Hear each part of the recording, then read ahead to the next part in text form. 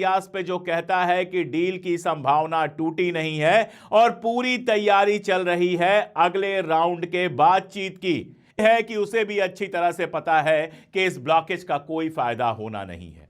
उसने हिंदुस्तान और चाइना दोनों का नाम लिया। ईरान न हिंदुस्तान से फीस ले रहा है न चाइना से फीस ले रहा है, तो इस ब्लॉकेज से हिंदुस्तान और चाइना के ऊपर क्या फर्क पड़ने वाला है। ऐसे ही बाकी कंट्रीज भी जो हैं उनके साथ भी यही मामला बना हुआ है। और मैंने सुबह बहुत विस्तार में बताया था कि जिस ब्लॉकेट की बात कर रहा है वो लग तो सकता है, लेकिन अगर लगा तो सबसे ज्यादा नुकसान अमेरिका का ही होगा। वहां ऑयल की प्राइसेस बढ़ती जाएंगी, गैस की प्राइसेस बढ़ती जाएंगी और मार्केट लगातार गड्ढे में जाता चला जाएगा। अस्सलाम वालेकुम दोस्तों। भारतीय कल से ये खुशी मना रहे थे कि बातचीत फेल हो गई है, जबकि ये बेवकूफ़ ये नहीं जानते कि सबसे ज़्यादा जो जंग का असर हो रहा है वो भारत की इकॉनमी पर और दोस्तों गरीब आवाम पर हो रहा है। एलपीजी नहीं, कच्चा खाना खाने पर मजबूर हैं। और दोस्तों 6,000 से 7,000 यानी पाकिस्तान के 24,000 से 25,000 का एक सिलेंडर वहां पर मिल रहा है, जो आपको बड़ा हैरान कर देगा। यानी पाकिस्तान में तो अपनी गैस यहाँ पर ज़खायर मौजूद है, लेकिन भारत में ज़खायर मौजूद नहीं है। तो सबसे ज्यादा दोस्तों फर्क पड़ रहा है भारत को, लेकिन ये खुशी मना रहे थे कि बातचीत फेल हो गई, जबकि बातचीत का पहला राउंड कंप्लीट हुआ है और दोस्तों हतमी फैसला नहीं हुआ। यानी काफी मामलात पर दोनों ईरान और अमेरिका एक पॉइंट पर मौजूद हो चुके थे, यानी पहुंच चुके थे।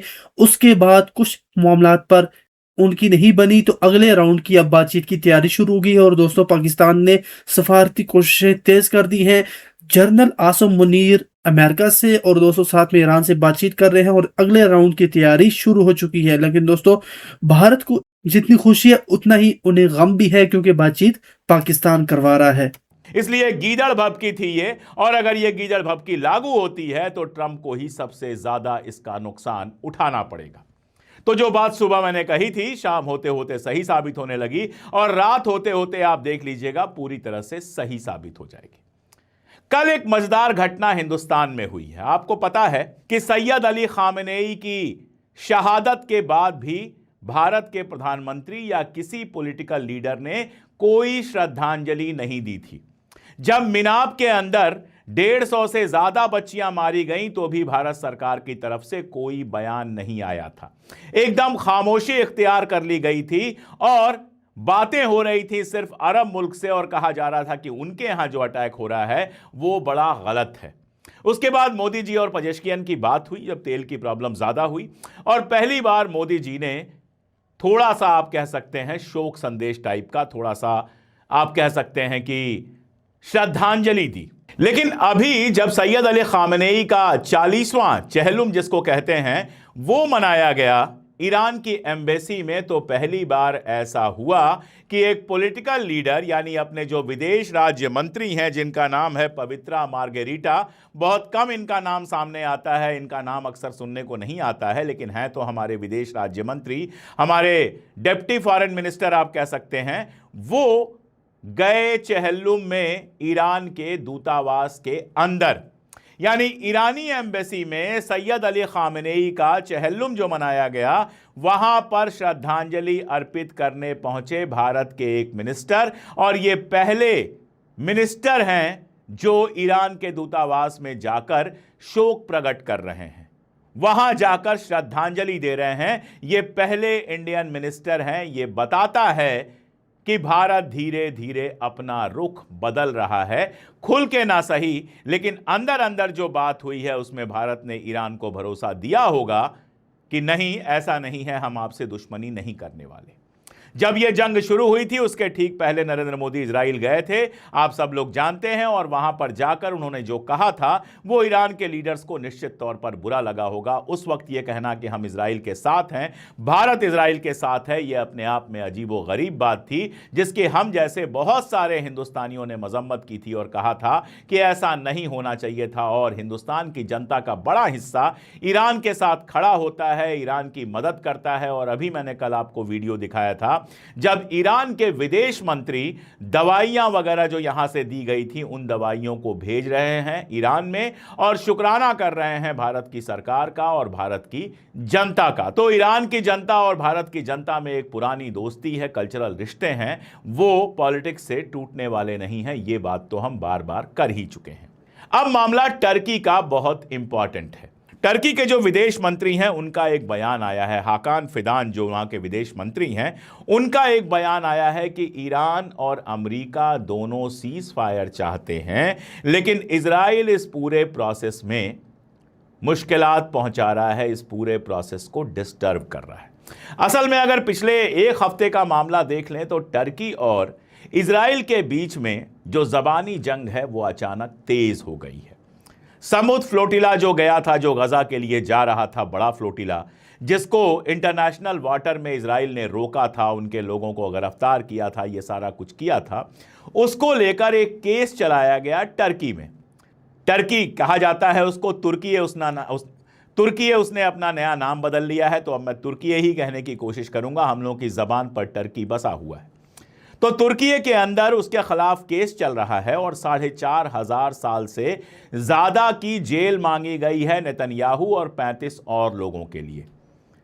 लगातार आप देख रहे हैं कि एर्दोगान बयान दे रहे हैं इजराइल के खिलाफ, और एर्दोगान के बयानों का जवाब भी इजराइल से दिया जा रहा है। अब ये जो जबानी जंग चल रही है ये बेहद इंपॉर्टेंट है, क्योंकि हम जानते हैं कि जबानी जंग तो पहले भी चलती रही है, लेकिन एर्दोगान इजराइल से बहुत दूर नहीं होते हैं, तिजारती रिश्ते कम से कम उन्होंने बना के रखे हुए। लेकिन इस बार मामला थोड़ा बिगड़ा हुआ लग रहा है।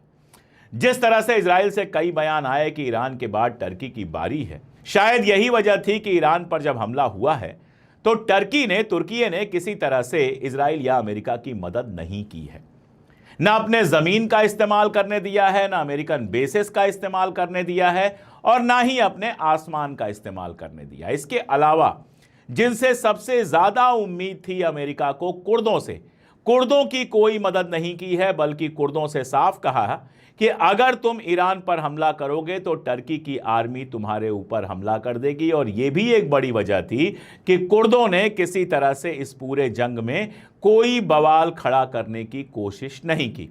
तो ईरान के साथ हो ना हो एर्दोगान, लेकिन कम से कम इस जंग के मामले में कहा जा सकता है कि वो इजराइल और अमेरिका के साथ उस तरह से नहीं गया जिस तरह से इन लोगों को उम्मीद रही होगी। उसको पता है कि अगर ईरान गिर जाता है, अगर ईरान में सरकार बदल जाती है, अगर ईरान को कई हिस्सों में बांट दिया जाता है, तो उस इलाके में बरसों बरस हिंसा चलती रहेगी, बरसों बरस लड़ाइयां चलती रहेंगी, और ईरान को कमजोर करने के बाद इजराइल का अगला निशाना तुर्की होगा। इसीलिए आप देख रहे हैं कि पाकिस्तान में जो मीटिंग हुई थी वहां भी फिदान साहब जो तुर्की के विदेश मंत्री हैं वो गए थे और लगातार सीज फायर के लिए कोशिशें कर रहे हैं। इजराइल भी अपनी तरफ से कोशिशें कर रहा है, लेकिन इस बार मीडिया वार में इजराइल और अमेरिका बहुत बुरी तरह से हारे हैं। देखिए, दुनिया की जो बड़ी मीडिया है ना, उसके ऊपर तो कब्जा है पूरी तरह से अमेरिका और इजराइल का, खासतौर पे इजराइल का। आप सोचिए, वॉशिंगटन पोस्ट एक पीस डालता है, न्यूज नहीं है, व्यूज है,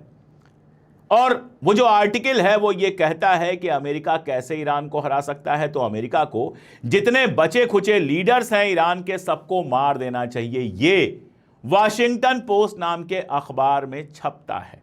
ये वार क्राइम है, लेकिन वार क्राइम का समर्थन वॉशिंगटन पोस्ट में छपता है कि अमेरिका को ईरान के सारे लीडरान की हत्या कर देनी चाहिए। आप सोचिए, सोचकर देखिए कि किसी शरीफ मुल्क में इस तरह की बात खुलेआम अखबार में छप रही है। तो अखबारों में तो अभी भी इनके हिसाब से ही खबरें छप रही हैं। हालांकि इकोनॉमिस्ट का कवर हो या कई सारे अखबारों में आने वाली खबरें हों, अब ट्रंप और इजराइल के खिलाफ भी बहुत कुछ लिखा जा रहा है, लेकिन मेन स्ट्रीम चाहे वो टीवी चैनल हो या बाकी सब, उस पर इन लोगों का कब्जा है। इसके बरक्स सोशल मीडिया में ईरान ने जबरदस्त खेल खेला है। अक्सर ईरान के बारे में जो इन्होंने इमेज बनाई थी कि ईरान में तो कुछ है ही नहीं, ईरान बड़ा गरीब मुल्क है। कितने लोगों को पता है कि दुनिया का सबसे बड़ा मॉल ईरान के अंदर है। ईरान की एम्बेसीज ने लगातार ईरान के खूबसूरती के बारे में एक से एक वीडियो पोस्ट किए हैं। कभी ये शिराज के वीडियो हैं, कभी इस्फहान के वीडियो हैं, कभी तेहरान के वीडियो हैं, कभी बाजार के वीडियो हैं, कभी मस्जिदों के वीडियो हैं, और इन वीडियो से इंटरनेट पूरा पटा हुआ है। हालत यह कि पीट हेग्सेथ ने जब पर्शियन गल्फ को, फारस की खाड़ी को अरब गल्फ कहा, अरेबियन गल्फ कहा, तो ईरान की एम्बेसी ने जबरदस्त जवाब दिया। उन्होंने कहा कि इसीलिए तो तुमसे स्ट्रेट ऑफ होर्मुज खुल नहीं रहा है, क्योंकि तुम गलत जगह उसको तलाश रहे हो। स्ट्रेट ऑफ हॉर्मुज़ तो फारस की खाड़ी में है और तुम उसको अरब की खाड़ी में तलाश रहे हो। इस तरह से मजे लिए और लगातार वो मजे ले रहे। एक वीडियो आप देखिए। दरअसल हुआ यह था कि जेडी वांस ने यह कहा था कि ईरान ने अपना पैसा हथियार बनाने की जगह पढ़ाने लिखाने और डेवलपमेंट पर खर्चा किया होता तो ईरान कुछ और होता। तो ये वीडियो डाला गया जिसमें पहले जेडी वांस ये बात कहते हैं और उसके बाद ईरान के बाजार, मॉल्स, उनके मेट्रो स्टेशन, तमाम वीडियोस आते हैं और उसके बाद अमेरिका का वीडियो आता है जिसके सड़कों पर लोग ड्रग्स पीकर खड़े नहीं हो पा रहे हैं और ढेर सारे होमलेस लोग बिना घरों के सड़कों पर रह रहे हैं, जमीन से उठाकर खा रहे हैं। तो ईरान ने बताया कि हमने सिर्फ हथियार नहीं बनाए, हमने लोगों को पढ़ाया भी। आप जानते ही हैं कि ईरान के जो प्रेसिडेंट हैं पेजेश्कियन, वो मेडिकल डॉक्टर हैं। अली लारिजानी बड़े फिलासफर थे और आप जिसका नाम लें, गालिबाफ साहब का नाम लीजिए, वो खुद जहाज उड़ाकर गए थे पाकिस्तान, ट्रेंड पायलट हैं वो। इन सारे लोगों को आप देखिए, इनकी एजुकेशन भी शानदार है। कोई यूनिवर्सिटी ऑफ कैंट से पढ़ा है, कोई कोलंबिया से पढ़ा है, एक से एक जगहों से पढ़ के इन्होंने डिग्री ली है। मैंने आपको ईरान की उस खातून के बारे में बताया था जिसने 30-35 साल के उम्र में नेचर ब्रिज डिजाइन किया था, जो दुनिया के सबसे खूबसूरत पुलों में से एक है। तो एक तरफ ये पढ़ लिख भी रहे हैं और जितने ईरान की लीडरशिप के हैं 60+ या 60 के आसपास, उनके बारे में आप पता करेंगे कि 8 साल जो जंग चली थी इराक से, उस जंग में ये सभी शामिल हुए थे, बंदूक लेकर अपने मुल्क को बचाने भी गए थे और डिप्लोमेसी भी कर रहे हैं, सरकार भी चला रहे हैं। अगर इनकी तुलना आप कर लीजिए ट्रंप की पढ़ाई लिखाई से, इनकी तुलना जेडी वांस की पढ़ाई लिखाई से कर लीजिए, इनकी तुलना पीट हेग्सेथ की पढ़ाई लिखाई से कर लीजिए, तो आपके समझ में आ जाएगा कि इजराइल या अमेरिका की बनिस्बत ईरान की लीडरशिप ज्यादा पढ़ी लिखी है, ज्यादा कल्चर्ड है। जबान आप देखिए, बिना गाली के ट्रंप बोल नहीं सकता है। जेडी वांस, जब ईरान ने कहा कि न्यूक्लियर ऑप्शन जो है हमारा राइट है, तो जेडी वांस अपनी बीबी की बात करने लगता है कि जहाज से कूदना उसका राइट है, लेकिन मैं उसको जहाज से कूदने नहीं दूंगा। आप बताइए, एक इंटरनेशनल लीडर इस तरह की बेवकूफाना बात कर रहा है, इस तरह की नजीरें दे रहा है। उसके बदले में आप ईरान के लीडर्स का देखिए। आज सुबह कालिबाफ ने एक ट्वीट किया, मैथमेटिक्स का पूरा फार्मूला लगा के रख दिया और बताया कि अगर आप ब्लॉकेज करेंगे तो अमेरिका के ऊपर असर ज्यादा होगा, बाकियों के ऊपर असर कम होगा। पूरा मैथमेटिक्स का फार्मूला लगा के रख दिया जो ट्रंप 7 जन्म में समझ नहीं सकता है। और उनके साथ कौन है? इजराइल, जहां बदतमीजियों की दुकान खुली हुई है। अल-अक्सा मस्जिद इतने दिनों से बंद थी और अब खुली तो बेन गुवेर वहां पर पहुंच गया पूजा करने अपने धर्म के हिसाब से, क्योंकि ये गुंडागर्दी उनको आती है। लोगों को मार देना, लोगों को रेप करना, बच्चों को मार देना, ये गुंडागर्दी उनको आती है। इतने दिनों तक लोगों को ब्लैकमेल एक तरह से करते रहे, जो कुछ हिटलर ने किया उसकी वजह से, होलोकास्ट की वजह से, लेकिन अब दुनिया उनसे तंग आ चुकी है। कल जिस तरह से विक्टर ओरबान हारा है, हंगरी में जिस तरह से हारा है, जो इजराइल का बड़ा सपोर्टर था, वो इजराइल के लिए बड़ा धक्का है। स्पेन के प्राइम मिनिस्टर को ये गालियां दे रहे हैं। स्पेन का प्राइम मिनिस्टर इस समय चाइना गया हुआ है। चाइना एक बड़ा सेंटर बन के लगातार उभर रहा है। दुनिया भर में इजराइल और अमेरिका के खिलाफ बोलने वाले लोगों की संख्या लगातार बढ़ती जा रही है। कोई यूरोपियन मुल्क इनके साथ सीधे सीधे आने को तैयार नहीं है, पीछे से मदद कर दे तो कर दे। यानी अगर डिप्लोमेसी का खेल देखें, अगर जंग का खेल देखें और या परसेप्शन का खेल देखें, हर फील्ड में ईरान ने जबरदस्त मात दी है अमेरिका को। इसलिए सुबह भी मैंने कहा था और अब भी मैं कह रहा हूं कि जल्दी ही दोबारा डील शुरू